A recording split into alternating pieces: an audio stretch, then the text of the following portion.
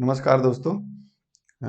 जैसा कि आप जानते हैं कि अनअकैडमी इंडिया का लार्जेस्ट लर्निंग प्लेटफॉर्म है। यदि आप इससे जुड़ते हैं तो आपको daily live classes, live test and quizzes, structured courses और अनलिमिटेड एक्सेस का लाभ प्राप्त होगा। अनअकैडमी पर देश के टॉप एजुकेटर्स जुड़े हुए हैं, जिनमें सुदर्शन गुर्जर, मुंडल पटेल, प्रकाश कुमार, मुदित गुप्ता, रोमन सैनी, आयुष सांघी, अमन शर्मा, दीपांशु सिंह, आशीष मलिक जैसे एजुकेटर्स अनअकैडमी पर जुड़े हुए हैं। अगर आप जुड़ते हैं तो आप इनके नॉलेज और एक्सपीरियंस का लाभ प्राप्त कर सकते हैं। I am NP Shukla, Chairman Apeksha IAS from Prayagraj. I am guiding civil aspirant for the last 17 years for polity and constitution for main prelims and mains examination. I also guide civil aspirant for international relation. I also conduct classes for interview for civil aspirant. Teaching and reading is my passion, my hobby. Unacademy जो वो 15,500 से ज़्यादा courses available कराती है, launch की हुई है। और इन कोर्सेस का लाभ आपको तभी मिल पाएगा जब आप अनअकैडमी को सब्सक्राइब करेंगे। सब्सक्राइब करने के बाद आपको जो तमाम कोर्सेस मिलेंगे उसमें पॉलिटी, कोऑर्डिनेंस, IR, geography, science and technology, NCERT summary, history, optional courses, environment and ecology, art and culture, current affairs, Indian economy, practice and strategy, answer writing courses, ये सारे कोर्सेस आपको अवेलेबल हो जाएंगे। अनअकैडमी से जुड़ने के लिए सबसे पहले आपको अनअकैडमी ऐप को डाउनलोड करना होगा, जो गूगल के प्ले स्टोर पर उपलब्ध है। अनअकैडमी को ज्वाइन यदि आप करते हैं तो अनअकैडमी जो है वो दो तरह का कोर्सेज देती है, एक अनअकैडमी प्लस नाम से, एक अनअकैडमी आइकॉनिक नाम से।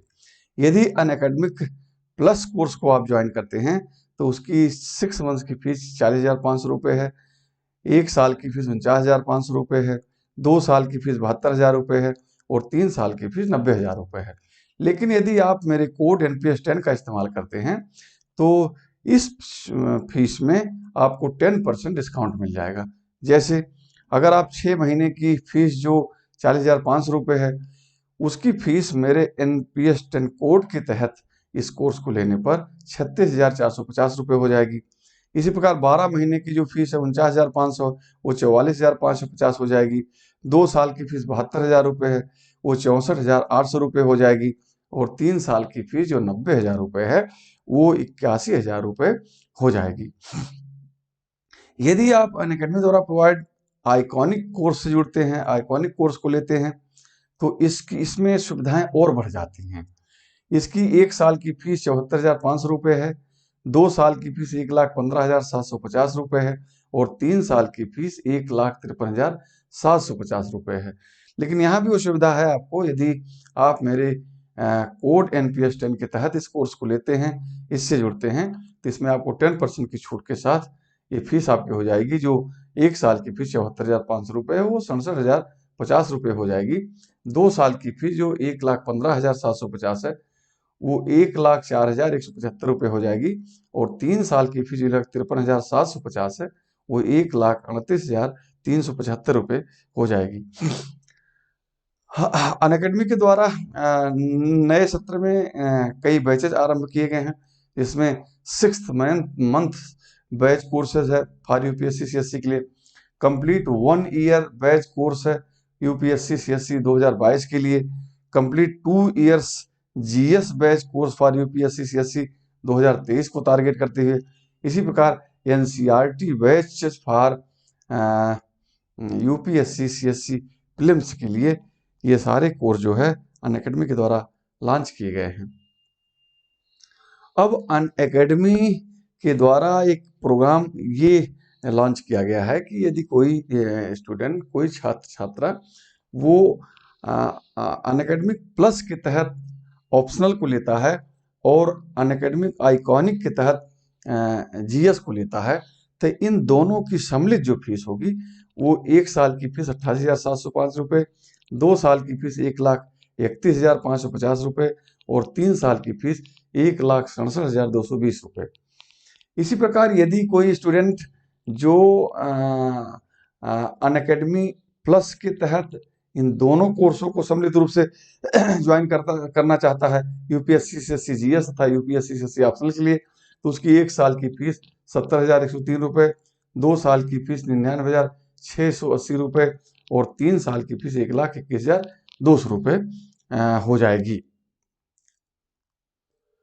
मैं अनुसूची के बारे में चर्चा कर रहा था और पिछले लेक्चर पर हम लोगों ने 10वीं अनुसूची के बारे में डिस्कस किया था। 10वीं अनुसूची जैसा कि आप जानते हैं कि 52वें संविधान संशोधन 1985 के द्वारा संविधान में इसे शामिल किया गया था। इस अनुसूची को संविधान में शामिल कर दल बदल पर नियंत्रण लगाने की व्यवस्था की गई थी। इसलिए इस अनुसूची को दल बदल विरोधी अधिनियम भी कहा जाता है। और इस अनुसूची में प्रावधान किया गया था कि संसद के दोनों सदनों तथा राज्य विधानमंडल के दोनों सदनों के सदस्यों की सदस्यता समाप्त हो जाएगी निम्नलिखित कंडीशन में। असल में जैसा कि आप जानते हैं भारतीय लोकतंत्र में जो निर्वाचन प्रणाली है उसमें दल बदल एक परंपरा सी बन गई है।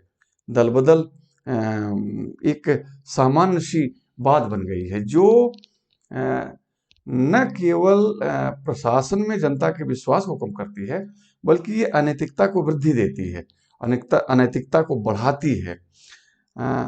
इससे लोग व्यक्तिगत आकांक्षाओं को तुष्ट करने के लिए एक दल को छोड़कर दूसरे दल में चले जाते हैं, लिहाजा सरकारें अस्थिर हो जाती हैं और इस अस्थिरता का परिणाम यह होता है कि देश को बार बार चुनाव का सामना करना पड़ता है, देश पर बार बार चुनाव का वित्तीय बोझ आता है।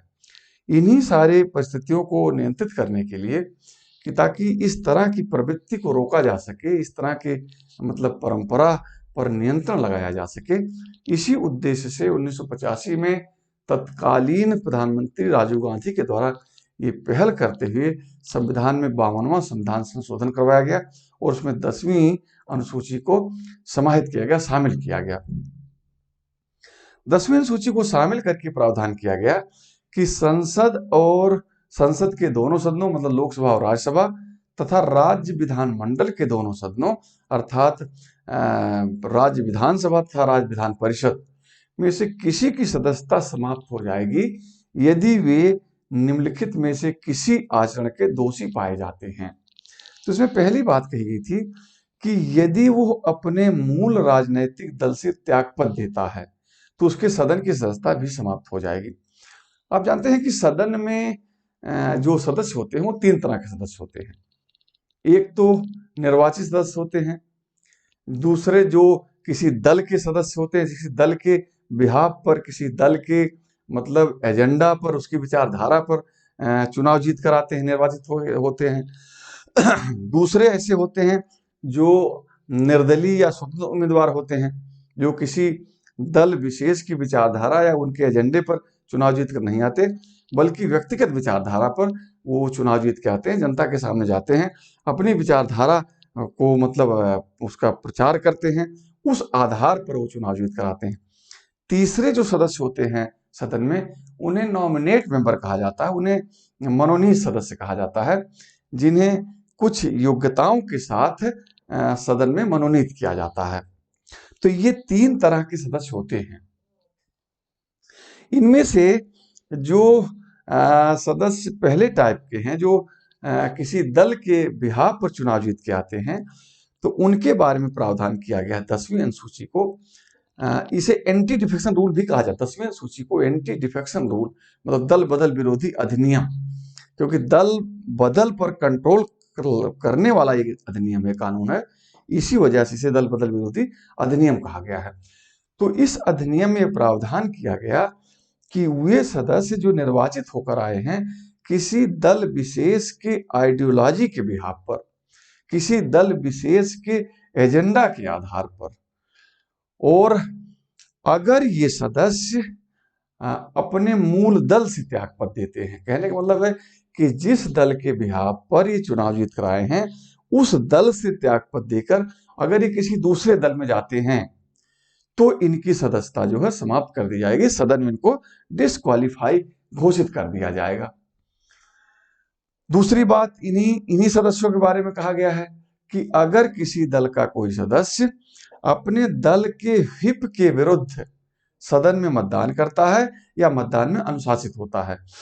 जैसा कि आप जानते हैं कि कोई भी सदन अपने दल के किसी एक सदस्य को ये दायित्व प्रदान करता है कि वो समय समय पर दल के सदस्यों को निर्देश और आदेश जारी कर सके, और अगर कोई सदस्य इस निर्देश या आदेश की उपेक्षा करता है, इसका उल्लंघन करता है, तो इसे दल बदल मान लिया जाएगा और उसकी सदस्यता समाप्त हो जाएगी। कारण है कि चूंकि अगर वो दल के निर्देशों का पालन नहीं करता, दल के आदेशों को फॉलो नहीं करता, तो ये मान लिया जाए तो दल जो है उसके विरुद्ध अनुशासनात्मक कार्रवाई करते हुए उसे दल की सदस्यता से निलंबित कर सकता है, दल की सदस्यता से मतलब सस्पेंड कर सकता है। और दल की अगर सदस्यता उसकी जाएगी तो जाहिर सी बात है कि सदन की सदस्यता भी उसकी चली जाएगी। इसीलिए कहा गया कि हिप के विरुद्ध में कार्रवाई भी इसे दल बदल ही माना जाएगा। यदि कोई सदस्य अपने दल के हिप के विरुद्ध सदन में मतदान करता है या मतदान में अनुपस्थित रहता है तो उसकी सदस्यता जो है वो समाप्त हो जाएगी। इसी प्रकार प्रावधान किया गया कि यदि कोई निर्दलीय निर्वाचित सदस्य किसी राजनैतिक दल की सदस्यता ले लेता है, जैसा कि मैंने बताया जो सदस्य होते हैं इन सदनों में, जो किसी पार्टी के विचारधारा के आधार पर, उसके एजेंडे के आधार पर, उसके कार्यक्रम के आधार पर निर्वाचित न होकर बल्कि व्यक्तिगत बिहाफ पर, व्यक्तिगत विचारधारा के आधार पर जो निर्वाचित होकर आते हैं, अगर ये निर्वाचन के पश्चात किसी राजनीतिक दल की सदस्यता लेते हैं तो इनकी सदस्यता भी समाप्त होगी, इन्हें भी डिस्क्वालीफाई कर लिया जाएगा। इसका कारण ये है कि जिस निर्वाचन क्षेत्र से ये निर्दलीय मतलब स्वतंत्र उम्मीदवार के रूप में जीत कर आए हैं, वहां भी दलों ने अपने सदस्य खड़े किए थे, दलों ने अपने उम्मीदवार चुनाव लड़वाए थे, लेकिन जनता ने उन्हें डिनाई कर दिया था। निर्दलीय सदस्य की विचारधारा पर उन्होंने विश्वास जताया था। अगर वही निर्दलीय सदस्य उस दल में शामिल हो जाए जिसको जनता ने चुनाव के दौरान निर्वाचित किया था, तो इसे जनता के साथ एक धोखा माना जाएगा।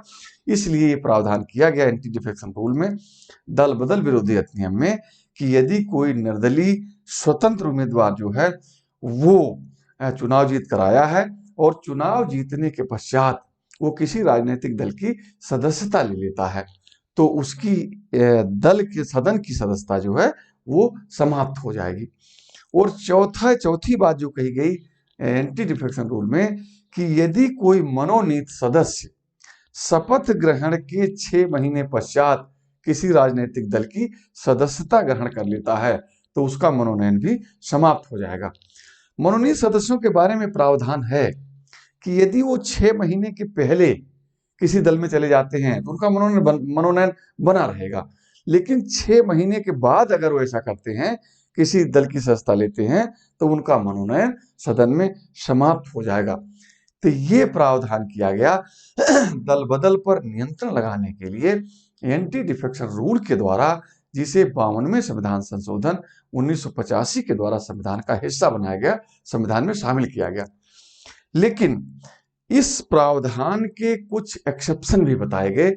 आरंभ में जो एक्सेप्शन दिया गया था उसमें यह कहा गया था कि यदि किसी राजनीतिक दल के 1/3 सदस्य एक साथ अपने मूल दल से त्यागपत्र दे दें तो उनकी सदस्यता समाप्त नहीं होगी, मतलब इसे दल बदल नहीं माना जाएगा, बल्कि इसे दल विभाजन कहा जाएगा।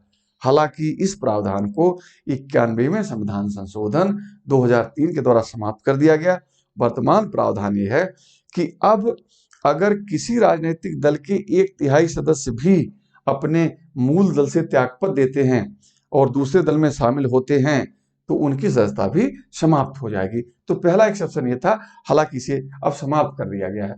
दूसरी बात कही गई है, जो एक्सेप्शन है एंटी डिफेक्शन रूल का, जो अपवाद है 10वीं अनुसूची का या दल बदल विरोधी अधिनियम का, मर्जर का, उसमें यह कहा गया है कि अगर किसी राजनैतिक दल के 2/3 सदस्य अपने मूल दल को छोड़कर किसी अन्य दल में जाके विलय कर लें, या किसी भी राजनीतिक दल के 2/3 सदस्य अपने मूल दल को छोड़कर जाके अलग दल बना ले, या 2 या 2 से अधिक दलों के 2/3 सदस्य अपने अपने मूल दल को छोड़कर आपस में मिलकर एक नया दल बना ले, तो इसे जो है दल विलयन कहा जाएगा, पार्टी मर्जर कहा जाएगा। इसे दल बदल नहीं माना जाएगा और इनकी सदस्यता जो है वो समाप्त नहीं होगी। एंटी डिफेक्शन रूल का प्रावधान स्पीकर पर, डिप्टी स्पीकर पर भी लागू नहीं होगा।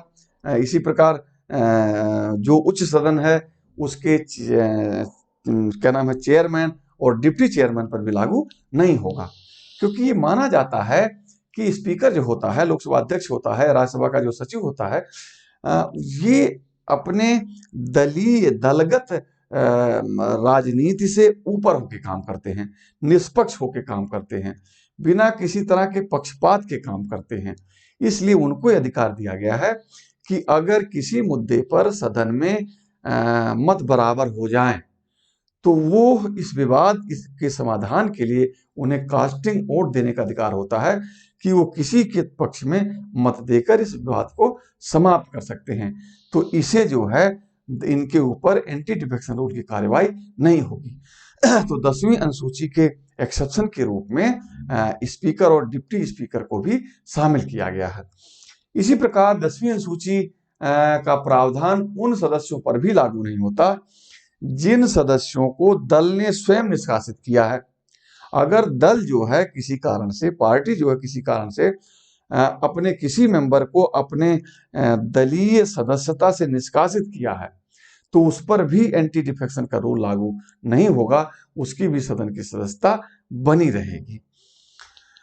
अब 91वें संविधान संशोधन 2003 के द्वारा दल बदल के प्रावधान को और सशक्त बनाते हुए केंद्र तथा राज्यों में मंत्रिपरिषद के आकार को सीमित करते हुए ये प्रावधान किया गया कि केंद्र में मंत्रियों की कुल संख्या, केंद्र और राज्य में मंत्रियों की कुल संख्या, केंद्र में प्रधानमंत्री सहित और राज्य में मुख्यमंत्री सहित लोकसभा के कुल सदस्यों तथा राज्य विधानसभा के कुल सदस्यों के 15% से अधिक नहीं होगी।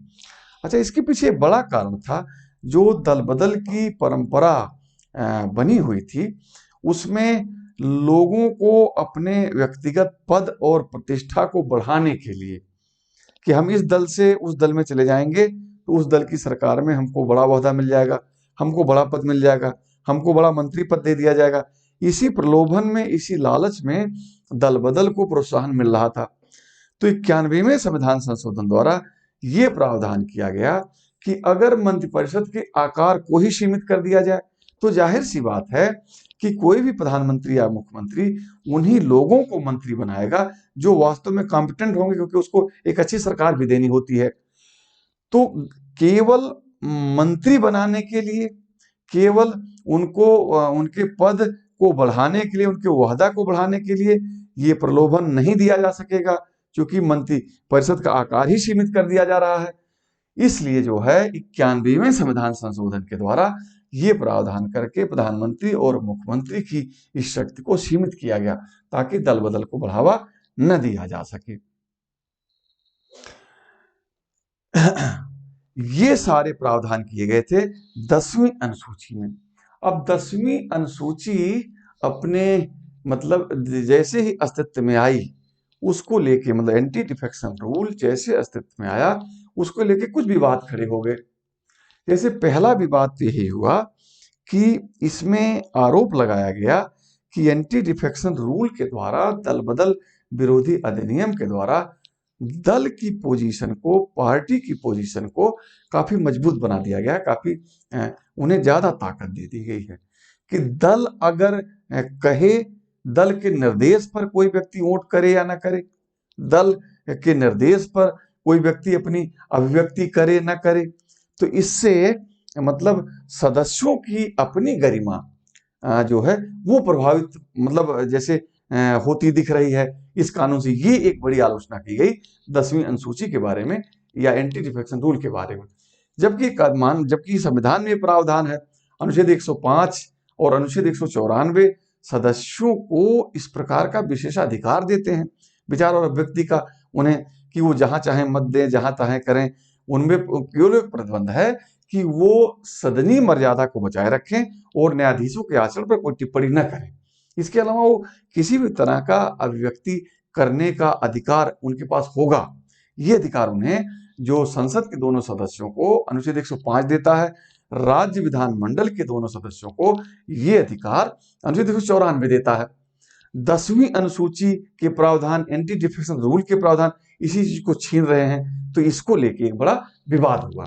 अब माना जाता है कि लोकतंत्र जो है वो सहमति असहमति का मतलब एक व्यवस्था है। लोकतंत्र में किसी भी व्यक्ति को अपनी बात कहने न कहने, मत देने न मत देने का अधिकार देता है, जबकि एंटी डिफेक्शन रूल जो है या 10वीं अनुसूची के प्रावधान जो है वो इसके विरुद्ध हैं, सदस्यों को रोक रहे हैं। अब इसके लिए बड़ी आलोचना पैदा हुई, इसके लिए बड़ी एक मतलब डिबेट और विवाद पैदा हुआ कि भाई सरकार को अस्थायी बनाने के लिए जो ये 10वीं अनुसूची के प्रावधान किए जा रहे हैं, ये तो लोकतंत्र के विरुद्ध है। अब लोकतंत्र ज्यादा जरूरी है कि सरकार का अस्थायी होना जरूरी है। पहला विवाद तो ये आया। दूसरा विवाद इस पर आया कि उसमें है प्रावधान है इस एंटी डिफेक्शन रूल में कि स्पीकर का निर्णय अंतिम होगा, मतलब स्पीकर ने जो भी निर्णय दे दिया वो निर्णय अंतिम होगा, उसे न्यायपालिका के स्तर पर नहीं उठाया जाएगा, न्यायपालिका के स्तर पर प्रश्नगत नहीं किया जाएगा। अब समस्या ये है कि स्पीकर भी तो किसी दल का सदस्य होता है, यद्यपि उससे अपेक्षा की जाती है कि वो गैर दलीय व्यक्ति के रूप में काम करेगा, लेकिन कहीं न कहीं इस बात का स्कोप तो बना ही रहता है, क्योंकि वो दल का सदस्य है, तो कहीं दलीय भावना से प्रेरित होकर वो निर्णय न दे दे। तो एक डिबेट ये भी आया, एक प्रश्न ये भी उठाया गया। अब इन सारे मामलों का जो एक समाधान मिला वो 1992 में एक केस आया था 10वीं अनुसूची को लेके, सर्वोच्च न्यायालय के समक्ष लाया गया था। केस का नाम था किहोतो होलोहान मामला 1992। किहोतो होलोहान जो एक नागालैंड के राजनेता थे, उन्हीं के माध्यम से इस केस को लाया गया था सर्वोच्च न्यायालय में, और इसीलिए इस केस का नाम हो गया किहोतो होलोहान। किहोतो होलोहान केस में सर्वोच्च न्यायालय ने जो अपना दृष्टिकोण दिया, जो अपना मत प्रतिपादित किया, तो उसमें ये कहा गया कि जो स्पीकर का निर्णय होगा, स्पीकर का निर्णय तो अंतिम होगा, लेकिन उसमें एक लैंडमार्क बात उसने कही कि स्पीकर का निर्णय जो है वो न्यायालय के, सर्वोच्च न्यायालय के पुनरीक्षण की शक्ति से बाहर नहीं होगा। ये पहली बार सर्वोच्च न्यायालय द्वारा की गई। अभी तक ये कहा गया था कि स्पीकर का जो निर्णय होगा वो किसी भी स्थिति में न्यायालय में प्रश्नगत नहीं किया जाएगा। अब न्यायालय के पुनरीक्षण के अधीन स्पीकर के निर्णय को करते हुए इसका मतलब ये प्रावधान कर दिया गया कि न्यायपालिका जो है, न्यायालय जो है, वो स्पीकर द्वारा लिए गए निर्णय की समीक्षा कर सकेगी, उसकी जांच पड़ताल कर सकेगी कि वो सही है गलत है। तो इस तरह से स्पीकर के निर्णय को सर्वोच्च न्यायालय के पुनरीक्षण के दायरे में इसे लाया गया। तो इसकी मतलब जो आलोचना थी भाई, इसकी आलोचना ये हुई कि फिर वो जो ये कह दिया गया उसमें अंतिम होगा, स्पीकर का निर्णय अंतिम होगा, इसका क्या अर्थ रह गया। सर्वोच्च न्यायालय ने इस मामले में कहा कि नहीं, उसका निर्णय अंतिम होगा, ये हम भी स्वीकार करते हैं, लेकिन आप जानते हैं कि संविधान के अनुच्छेद 122 में और 212 में इस बात का प्रावधान किया गया है कि सदन के द्वारा संचालित की गई किसी कार्यवाही को, किसी प्रक्रिया को, या सदस्यों के द्वारा कही गई किसी बात को न्यायपालिका में प्रश्नगत नहीं किया जाएगा। अनुच्छेद 122 में और अनुच्छेद 212 में। अनुच्छेद 122 में लोकसभा और राज्यसभा की कार्यवाही और सदस्यों द्वारा की गई कार्यवाही के संबंध में, 212 में राज्य विधानमंडल अर्थात राज्य विधानसभा और राज्य विधान परिषद में की गई कार्यवाही या प्रक्रिया के संबंध में या सदस्यों की कार्यवाही या प्रक्रिया के संबंध में ये प्रोटेक्शन है, ये संरक्षण दिया गया है अनुच्छेद 122 और अनुच्छेद 212 में। तो सर्वोच्च न्यायालय ने कियोतो होलोहान केस में कहा कि चूंकि स्पीकर द्वारा किए गए कार्य दो प्रकार के होते हैं। एक कार्य होता है, इसे प्रक्रियात्मक कार्य कहा गया है, प्रोसीजरल जिसे कहा गया है, और दूसरे को उसका अर्धन्यायिक कार्य कहा गया है। तो सर्वोच्च न्यायालय ने कहा कि जो मतलब उसका प्रक्रियात्मक कार्य है उसकी समीक्षा न्यायालय नहीं करेगा, उस पर सदन का निर्णय अंतिम होगा, उस पर जो है स्पीकर का निर्णय अंतिम होगा। लेकिन अगर स्पीकर किसी सदस्य के मतलब क्वालिफिकेशन या डिसक्वालिफिकेशन के संबंध में निर्णय देता है तो यह निर्णय अर्धन्यायिक निर्णय होता है, यह न्यायिक काम होता है।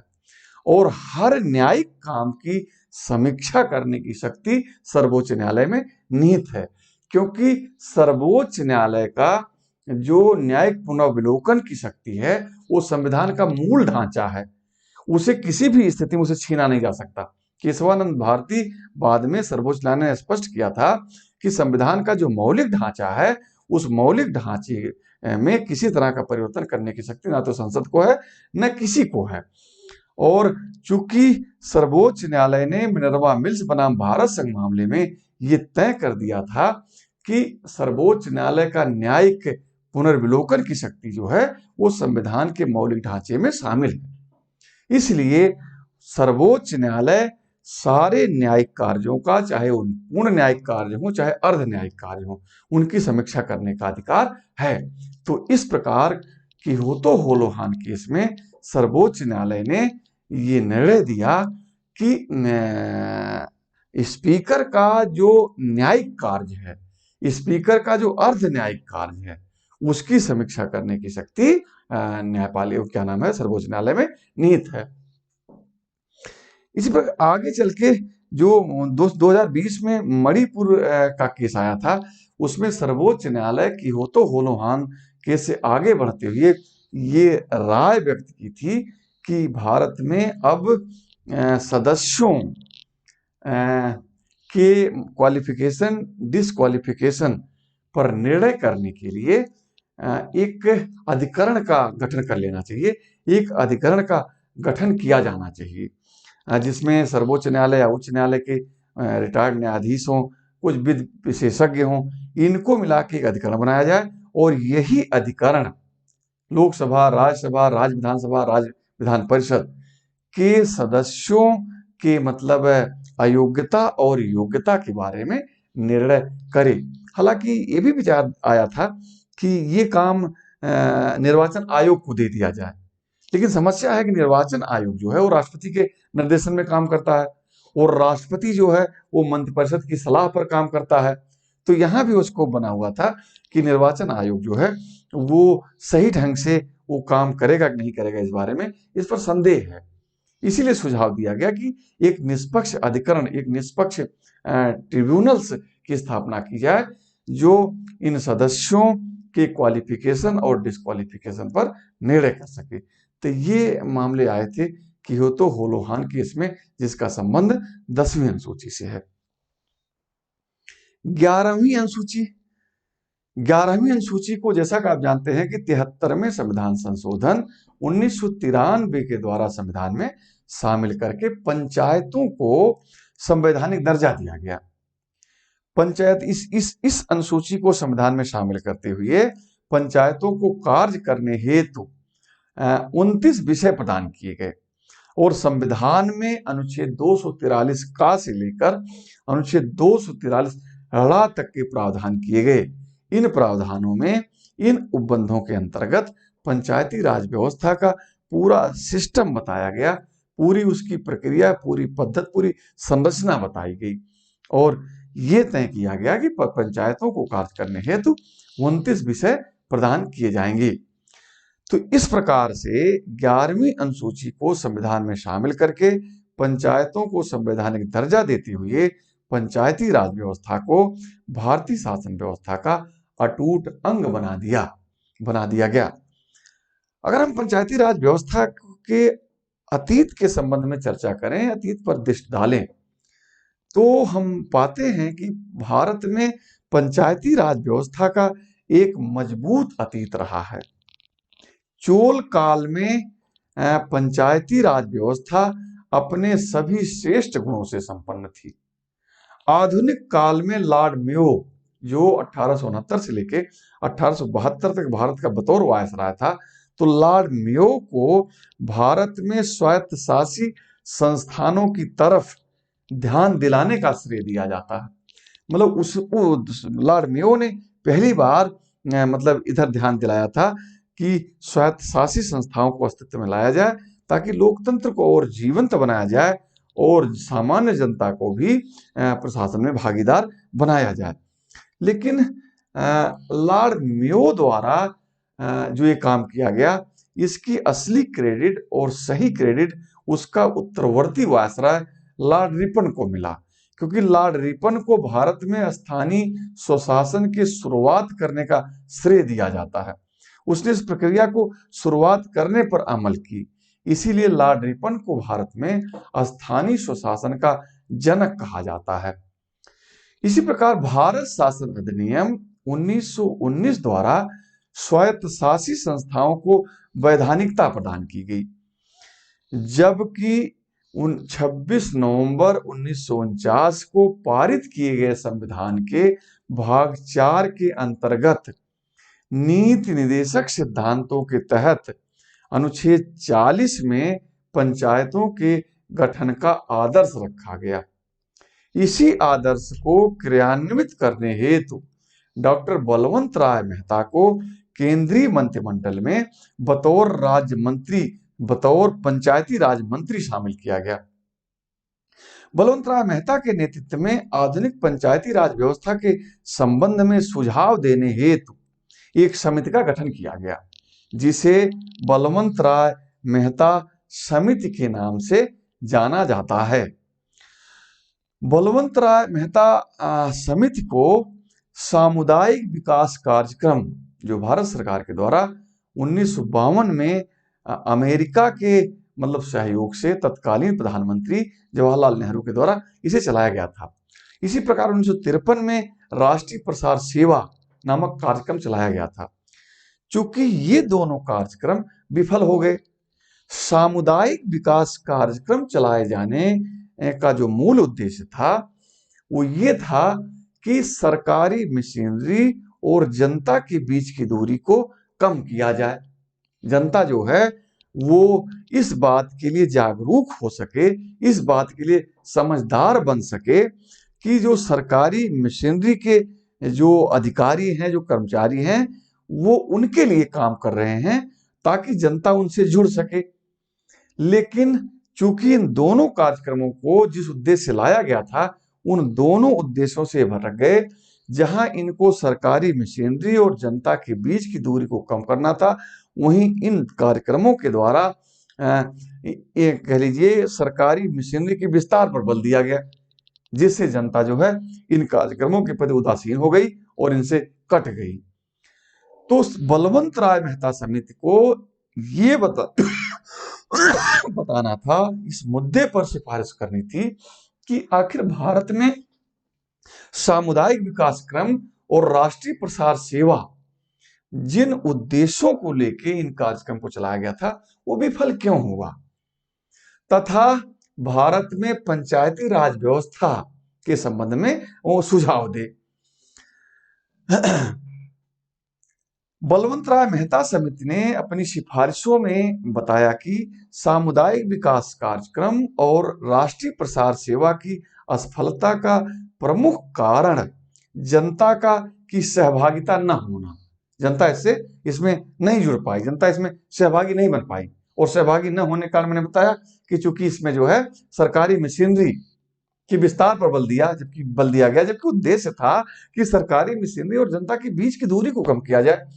जनता ये समझ सके कि ये जनता के लिए हैं, ये जनता के सेवक हैं, जनता इनसे डरे न, जनता इनसे भय में न रहे, बल्कि ये मान के चले कि ये जनता के सहयोगी लोग हैं, जनता के विकास के लिए, जनता के सहयोग के लिए काम करेंगे। ये तो इसका लक्ष्य था, ये इसका उद्देश्य था इन दोनों कार्यक्रमों का। लेकिन ये कार्यक्रम अपने मूल उद्देश्य से भटक गए। इन्होंने सरकारी तंत्र के विस्तार पर बल दिया, जनता इसमें सहभागी नहीं हो पाई, इसलिए जो है दोनों कार्यक्रम विफल हो गए। ये सिफारिश किया बलवंतराय मेहता समिति ने। समिति का सुझाव था कि सामुदायिक विकास कार्यक्रम को सफल बनाने के लिए तथा पंचायती राज व्यवस्था की स्थापना मतलब करने के लिए लोकतांत्रिक विकेंद्रीकरण किया जाए। समिति ने सुझाव दिया कि सामुदायिक विकास कार्यक्रम को सफल बनाने के लिए पंचायती राज व्यवस्था की स्थापना की जानी चाहिए, जिसे लोकतांत्रिक विकेंद्रीकरण के नाम से जाना जाएगा। बलवंतराय मेहता समिति ने भारत के लिए त्रिस्तरीय पंचायती राज व्यवस्था गठित करने की सिफारिश की। उसने कहा कि जिला स्तर पर जिला परिषद, जिसे वर्तमान जिला पंचायत कहा जाता है, आप जानते हैं। मध्य स्तर पर इसे ब्लॉक स्तर कहा गया, पंचायत समिति का गठन किया जाए। गांव स्तर पर ग्राम पंचायत का गठन किया जाए। बलवंतराय मेहता समिति ने भारत के लिए इन्हीं त्रिस्तरीय पंचायती राज व्यवस्था के गठन का सुझाव दिया कि जिला स्तर पर जिला परिषद, मध्य स्तर पर या ब्लॉक स्तर पर पंचायत समिति का गठन किया जाए और गांव स्तर पर ग्राम पंचायत का गठन किया जाए। बलवंतराय मेहता समिति की सिफारिशों के आधार पर तत्कालीन प्रधानमंत्री जवाहरलाल नेहरू के द्वारा 2 अक्टूबर 1959 को राजस्थान के नागौर जिले में पंचायती राज व्यवस्था का शुभारंभ किया गया। उसके 9 दिन पश्चात भारतीय संघ के दूसरे राज्य मतलब आंध्र प्रदेश में 11 अक्टूबर 1959 को पंचायती राज व्यवस्था का शुभारंभ किया गया। अब बलवंतराय मेहता समिति की सिफारिशों की समीक्षा करने के लिए 1977 में 12 सितंबर 1977 को अशोक मेहता के नेतृत्व में एक 13 सदस्यीय समिति का गठन किया गया, जिसे अशोक मेहता समिति के नाम से जाना जाता है। इस समिति ने भारत के लिए त्रिस्तरीय पंचायती राज व्यवस्था के बजाय द्विस्तरीय पंचायती राज व्यवस्था गठित करने की सिफारिश की। अशोक मेहता समिति ने का मानना था, उसने सुझाव दिया कि भारत में द्विस्तरीय पंचायती राज व्यवस्था गठित की जाए, जिसमें जिला स्तर पर जिला परिषद और जिले के नीचे मंडल स्तर पर मंडल पंचायत का गठन किया जाना चाहिए। उनका समिति ने सिफारिश की थी कि मंडल पंचायत का गठन 10 से 12 गांवों की 15,000 से 20,000 की जनसंख्या को मिलाकर किया जाना चाहिए। जिला परिषद का प्रमुख कार्य विकास योजनाओं को तैयार करना तथा मंडल पंचायत का प्रमुख कार्य योजनाओं को इम्प्लीमेंट करना, उन्हें एग्जीक्यूट करना, उन्हें लागू करना। समिति ने सिफारिश की कि जिलाधिकारी सहित जिले स्तर के सभी अधिकारी जिला परिषद के अधीन काम करेंगे। अशोक मेहता समिति ने सिफारिश की थी कि पंचायतों के चुनाव में विभिन्न राजनीतिक दलों को अपना प्रतीक चिन्ह का प्रयोग करने की अनुमति दी जानी चाहिए, लेकिन अशोक मेहता समिति की सिफारिशों को भारत सरकार के द्वारा अस्वीकार कर दिया गया। उसके बाद अगली जो समिति आई पंचायती राज व्यवस्था के बारे में, वो थी डॉक्टर जी.वी.के. राव समिति 1985 में। जी.वी.के. राव समिति ने भारत में 4 स्तरीय पंचायती राज व्यवस्था के गठन की सिफारिश की। इस समिति ने सिफारिश की कि राज्य के स्तर पर राज्य विकास परिषद, जिला स्तर पर जिला परिषद, मंडल स्तर पर मंडल पंचायत तथा गांव स्तर पर ग्राम पंचायत का गठन किया जाना चाहिए। इसी प्रकार पंचायती राज व्यवस्था से संबंधित एक अगली जो प्रमुख समिति थी, उसे एल.एम. सिंघवी समिति के नाम से जाना जाता है। लक्ष्मीमल सिंघवी समिति के नाम से जाना जाता है। 1986 में पंचायती राज व्यवस्था के संबंध में सुझाव देने हेतु एम.एल. सिंघवी समिति का गठन किया गया और इस समिति ने सिफारिश की कि पंचायतों को संवैधानिक दर्जा दिया जाना चाहिए। एल.एम. सिंघवी समिति ने पहली बार ये सुझाव दिया कि अगर पंचायती राज व्यवस्था को भारत में मजबूती के साथ स्थापित करना है, पंचायती राज व्यवस्था को, तो पंचायतों को या पंचायतों से संबंधित इस प्रावधान को संविधान में जगह दी जानी चाहिए, इन्हें संवैधानिक दर्जा दिया जाना चाहिए, इन्हें संविधान में शामिल किया जाना चाहिए। ये एक बड़ा सुझाव था एल.एम. सिंघवी समिति का। एल.एम. सिंघवी समिति ने जो दूसरा सुझाव दिया था, उसने कहा था कि ग्राम पंचायतों को अपने विकास के लिए उन्हें वित्तीय संसाधन उपलब्ध कराए जाने चाहिए, जिसके माध्यम से, इन संसाधनों के माध्यम से गांव जो है वो अपना विकास कर सकें। और इसी प्रकार एल.एम. सिंघवी समिति का सुझाव था कि गांवों का पुनर्गठन किया जाना चाहिए। इस समिति ने इस तरफ ध्यान दिलाया था कि जो है गांवों का ग्राम पंचायतों का गठन कितनी जनसंख्या के आधार पर हो, कौन कौन प्राधिकारी उसमें शामिल हो, इन सारी बातों के संबंध में सुझाव दिया था एल.एम. सिंघवी समिति ने। 1988 में पी.के. थुंगल समिति का गठन किया गया और इस समिति की सिफारिशों के आधार पर तत्कालीन प्रधानमंत्री राजीव गांधी के द्वारा 64वें संविधान संशोधन के माध्यम से आधुनिक पंचायती राज व्यवस्था गठित करने की कोशिश की गई, परंतु पंचायती राज व्यवस्था से संबंधित 64वें संविधान संशोधन विधेयक संबंधी प्रस्ताव लोकसभा में पारित होने के बाद राज्यसभा में पारित नहीं हो सका। राज्यसभा ने इसे पारित करने से मना कर दिया। चूंकि आप जानते हैं कि संसद में लोकसभा जो है वो जनता का प्रतिनिधित्व करती है, राज्यसभा राज्यों का प्रतिनिधित्व करती है। राज्यसभा को लगा कि जो 64वें संविधान संशोधन का प्रस्ताव है, इस प्रस्ताव के माध्यम से जिस पंचायती राज व्यवस्था को लाया जा रहा है, उस पर सारा का सारा वित्तीय भार राज्यों पर डाला गया है। राज्य ऐसे ही वित्तीय रूप से कमजोर हैं और आर्थिक सहायता के लिए केंद्र पर निर्भर हैं। अगर जो उनके पास है उसे भी पंचायतों और राज्यों के बीच बांट दिया जाएगा तो राज्य अपना विकास कहां से कर पाएंगे। इसीलिए राज्यसभा ने राज्यों पर अतिरिक्त वित्तीय भार बढ़ने के भय से, बढ़ने के कारण इस प्रस्ताव को पारित नहीं किया। 1992 में पी.वी. नरसिम्हा राव सरकार ने 64वें संविधान संशोधन के विवादास्पद पक्षों को हटाते हुए 73वें संविधान संशोधन के रूप में 22 दिसंबर 1993 को लोकसभा में और 23 दिसंबर 1993 को राज्यसभा में से पारित करवा दिया। क्योंकि 64वें संविधान संशोधन में को लेके जो विवाद था राज्यसभा में कि उस पर राज्यों पर वित्तीय भार क्यों डाला गया है, इस विवाद को 73वें संविधान संशोधन हटा दिया गया और ये कह दिया गया कि पंचायतों का जो वित्तीय स्रोत होगा वो केवल राज्य नहीं होंगे, बल्कि इसमें केंद्रीय सहायता, राज्यों के द्वारा दी जाने वाली सहायता और पंचायतों को कुछ कर आदि लगाने का भी अधिकार दिया गया ताकि वो अपने वित्तीय संसाधन जुटा सके। तो इस प्रकार जो 64वें संविधान संशोधन को लेकर विवाद था उसे 73वें संविधान संशोधन प्रस्ताव में हटा दिया गया।